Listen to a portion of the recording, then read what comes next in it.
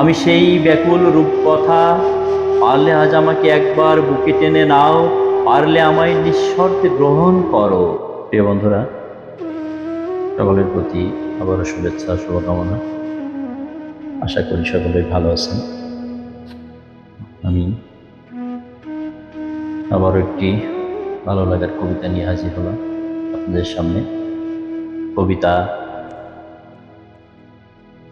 অভিমান, কবি মোহাম্মদ নাসির উদ্দিন।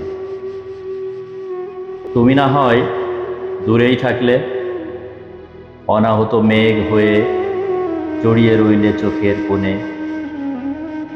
আমি সেই না বলা কথার নীরব গুঞ্জন, যা বাতাসে ভেসে ব্যাকুল হয়ে ফিরে আসে তোমারই চরণে। আমি সেই গোধূলির ম্লান আলো, যে আলো যে আলোয় প্রদীপ জ্বালানো মানায় না, তবু যে আলো নিঃশব্দে স্পর্শ করতে চায় তোমার ছায়া। এক বুক গোপন হাহাকার বুকের গহীনে চেপে। আমাকে তুমি আর কি দূরত্ব দেখাবে?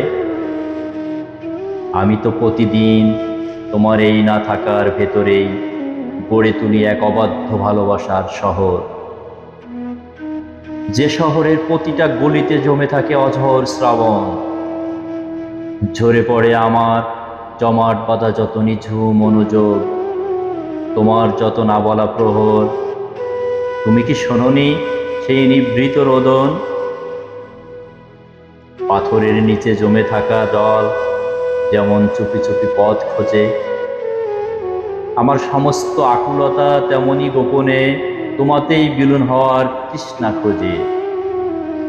তবু সেই নীরবতার গভীর থেকে প্রতি রাতে জেগে ওঠে এক অতল মায়ার আকুতি, যা বারবার আধার ছায়াপথ ডিঙিয়ে কেবল তোমার নরম বুকেই শেষ আশ্রয় পেতে চাই।